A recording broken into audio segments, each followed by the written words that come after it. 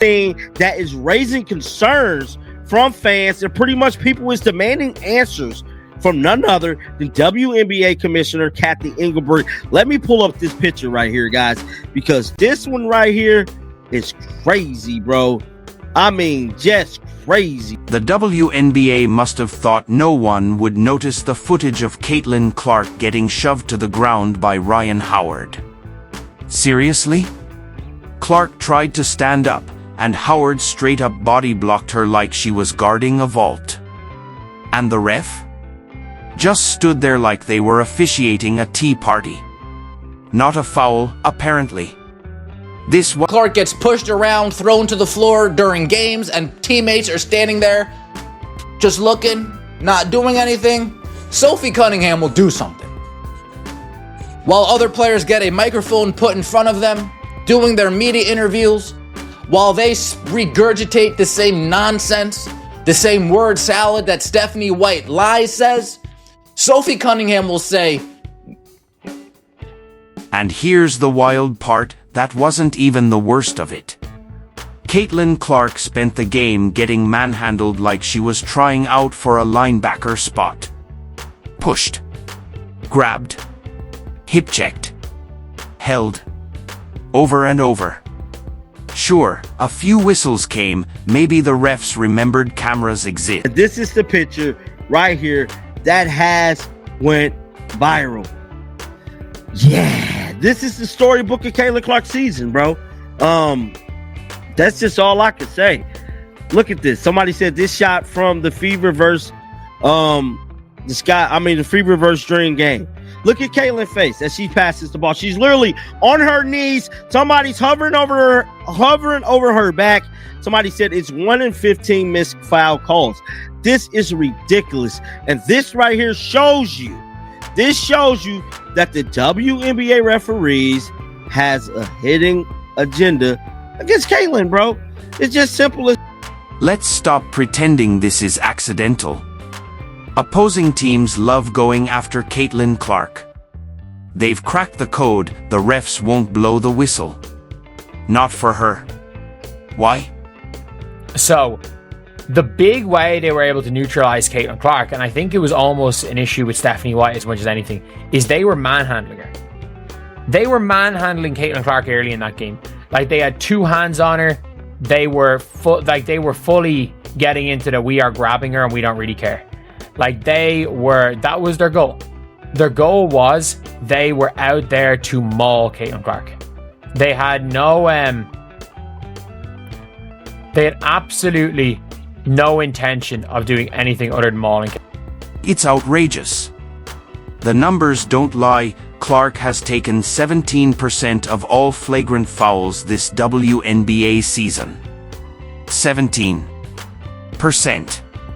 1 out of every 6 flagrant fouls in the league is committed against one player. That's not coincidence. It's a perspective dancing, bro. Like, this is not real. Like this, well, it is real, but it shouldn't be real. Somebody said ref was just staring. And Kelsey Mitchell in the background was just standing there. I mean, just staring. Wow, bro. Somebody said these refs not serious. Let's name names. The Chicago Sky? Responsible for 80% of the flagrant fouls committed against Clark. 4 out of 5. And the worst part? The refs let it happen in real time. Most of those... They were not out there to play legit defense. They were there to maul Caitlin Clark as much as they possibly could. And realistically, it worked. It worked. Like, it wasn't even like a lot of the stuff was a couple of off-ball fouls, but there were quite a few... there were quite a few situations where it was from behind. So you saw pictures like this. They literally had two hands on the back of Caitlin Clark's jersey. So if anytime Caitlin tried to move, it was two hands on her back. She couldn't move off the ball. She was being hacked off the ball, and the referees allowed contact with guards off the ball, which they should. If you're feeling this, smash that subscribe, because this is what Clark has been enduring all season. She's getting brutalized out there. And in her own words, players are doing things to her they wouldn't dream of doing to anyone else. The WNBA treats her like a mascot, flashy, marketable, and disposable. They want the ticket sales, but not the responsibility to protect her.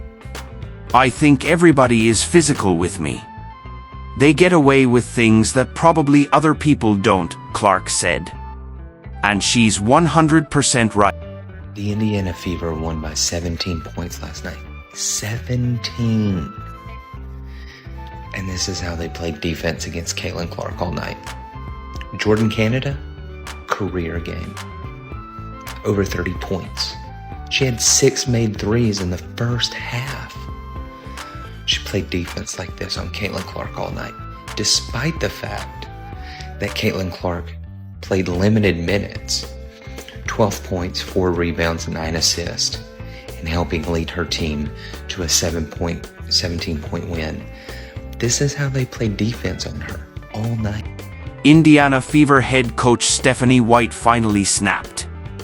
Called the officiating egregious. And she's not wrong. She's been watching her star get mugged nightly while officials act like they're refereeing a pillow fight. Even Sophie Cunningham, no stranger to WNBA brawls, spoke up after being ejected for defending Clark. The league's biggest star is being targeted so relentlessly. Look at this! You gotta be kidding me!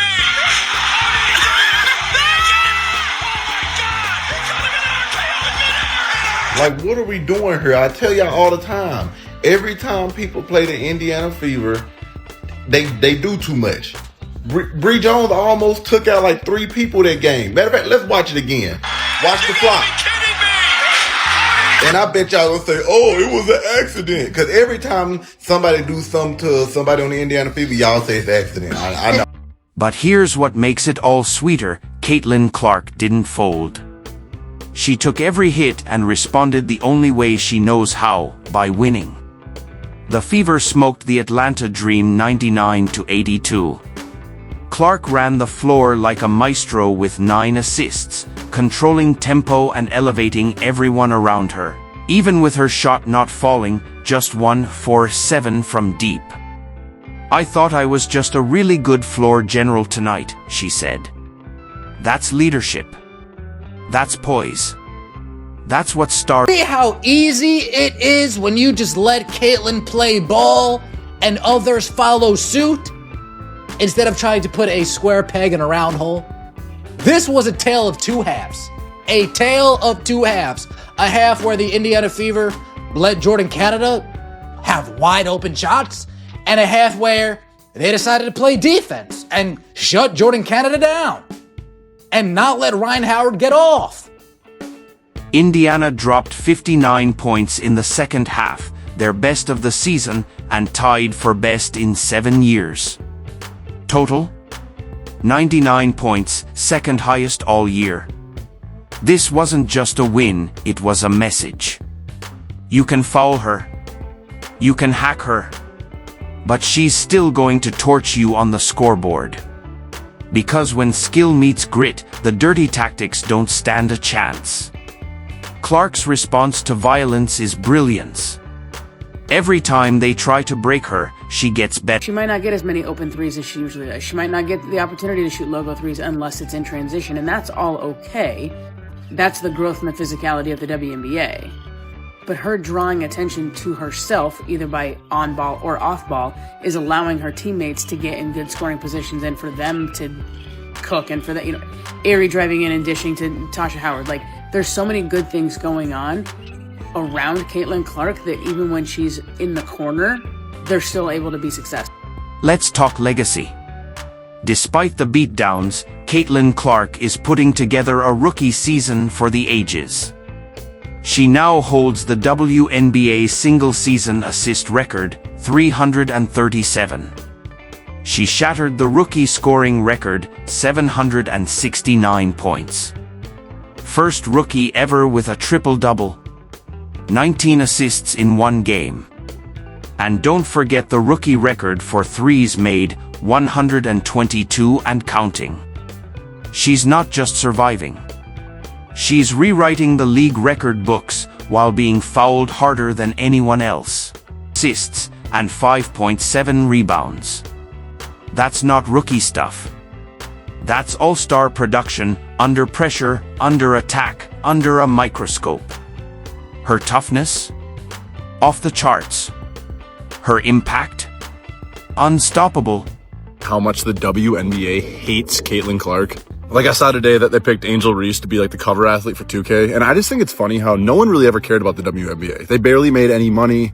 They actually lost money as a league. They were pretty irrelevant. They had no good TV deals. They had terrible ratings, and all of a sudden they have this godsend, Caitlin Clark. And since she's gotten into the WNBA, the league has gained so much popularity. People actually care about it now. People are going to the games now. Their TV ratings, the money all the players are making, everything's way up, and they just fucking despise her. And yeah, you could argue it's because how talented she is. Like, we've never seen a girls basketball player as talented as she is, but I think it's